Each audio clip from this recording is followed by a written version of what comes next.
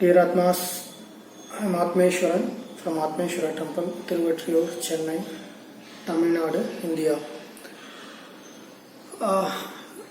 This is the depth of Hinduism, part 7. In this video, what you are going to see is why we have so many gods in Hindu religion. Actually, as I told in earlier video, Hindu is not a religion, it's a path which was defined by our Siddhar and yogis who has reached the destination, that means who has reached Almighty. So they have given the set of rules which to be followed and reached a destination.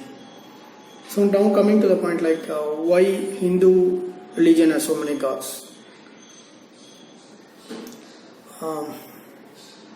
I just want to tell, and this was a question inside everybody's heart, mostly even Hindus or whoever, so they will be having this question inside them. So I just want to tell us, like, say for example, if your dad or mama, your dad or mom has given a birth to you, whether they can able to satisfy those two, like your dad and mom can able to satisfy all your needs. Is it possible? Means you can think of yourself whether they can able to feed you, but whether they can able to cultivate or do agriculture for your food, or else they can weave the clothes for you. They can buy the clothes, but they cannot weave the clothes. So for bringing up even a single kid, the mother and father, that means those two are not enough. So if you are having food, it was bought by them. It was bought by them, I accept that. But behind that, there are so many people are there who are a farmer, who is supplying the electricity, who is providing the water, and behind them, if they are doing this, they have to eat. So there will be so many people supporting them. So for growing up a single kid, minimum there are 2,000 or even 100,000 people needs to provide the support to bring up a kid. Just a normal kid, I am not talking about a good kid or bad kid, just a normal kid. To bring up a normal kid, we need support of a lakh of people. So for bringing up one kid, we need lakh of people, means for bringing the ultimate power who has created all these kids, it's not possible for a single Almighty to have a control on all the kids, right? So now you can see like why we need so many gods. This might not clear you, I can assure that. So let me go in depth. So this is one reason. The next reason is, if you go to IT company or factories, now we have the ITIL infrastructure in which there will be segregation of departments. Based on that only they will work. So if you need something, you have to go to separate department. That comes from this religion epic books only. So if you see Mahabharatam, if you take Mahabharatam, you can see like it was clearly defined how do you have to war, and there will be divisions, like medical divisions will be there, messengers will be there, there will be separate departments for each and everything. Even food department will be there in the Mahabharatam. If you see, everything will be there. Like that in a Hindu religion, if you see, it was a clearly structured way which we have to work with. So we have separate God for like Panchabhutas, which is helping us to grow more, without which we cannot even sustain. So there are separate God for that. We have three devas who is creating, saving, and destroying. They are supported by the Shaktis parallelly with the education, money, as well as the power, strength, in other words. Moreover, what Hindus are praying. So if you see, we are praying, Hindus, we are praying even trees, animals. So the ultimate target for all the soul is nothing but to reach the Almighty. How we can reach the Almighty is simple. We should not hurt anybody. That anybody doesn't mean only human. All the Atmas in the universe. If you see like even animals or birds or even earthworm, whatever, so nothing should be distracted, nothing should be disturbed from their routines. So in Hindu, like how we can achieve that? That is the thing raised in three devas or the almighty power. So the best way is let them pray all. So if they pray all, if they consider that as a god, they will not disturb that and they will not kill that or whatever. So, for example, if you see Lord Ayyappa is having a tiger as a tiger with him as a vehicle, like he used to travel ride in the tiger. So if you see Murugan, he will be having a peacock and a cock.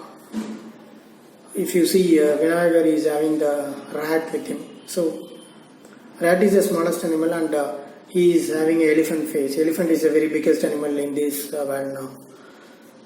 So like this, if you see, and Hanuman, if you see, is having the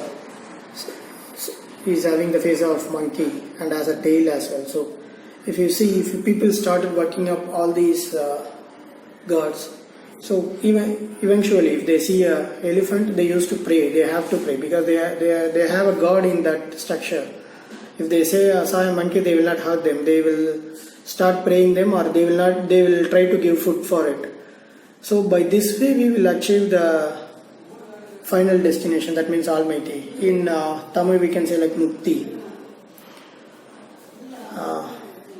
So we are praying. So in Hinduism, if you see, there are so many gods. So I have given the definition. If you see Vishnu, he has taken the avatar of fish, tortoise, animal like lion, and also the ultimate thing, the ultimate conclusion is like we should not kill or hurt any animals or birds or anything, because in Hindu we have a god in those structures and we are praying them for our welfare.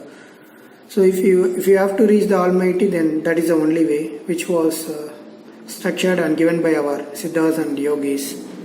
Moreover, you can ask like why we are praying plants like Tulasi or Neem, whatever. So the thing is, I think you all are aware that Tulasi is the only plant which can give 20 hours oxygen to us, and it is good for our health. The leaves are good for our health.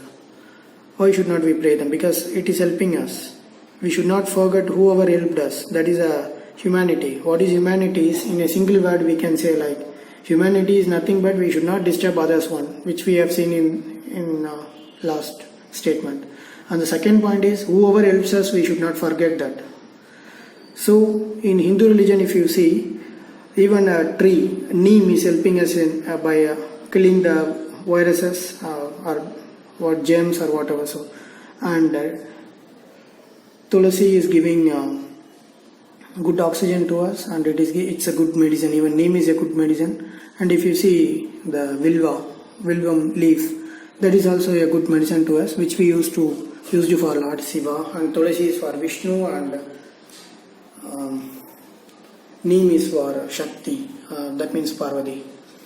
So people started praying, do pujas for all these trees. Not only for these, there are so many. So there are thousands of trees which people are praying now. So we didn't find anything wrong with that, because it has helped us to live a good life, to get a good air. So we should not leave it as such, and we should not cut and throw that. Like we should pray. That is our duty actually. We have to do that. We have to save Tulasi, we have to save Neem, we have to save all the trees, whatever is there. So how we can save? Like we can pray. If we start praying that, you will not cut or throw that. Like so, that is another thing why we are praying these trees and all.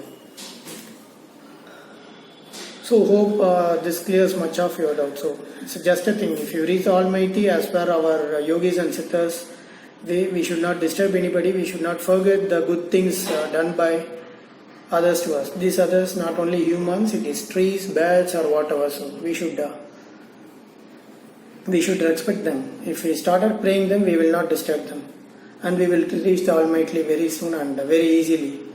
So the followers of Hindus will not disturb that, because according to them, it's God for them. And really, according to everybody, it should be a god because it is helping us. Whatever the tree or animal or whatever, so it is helping us. So it's God actually for us.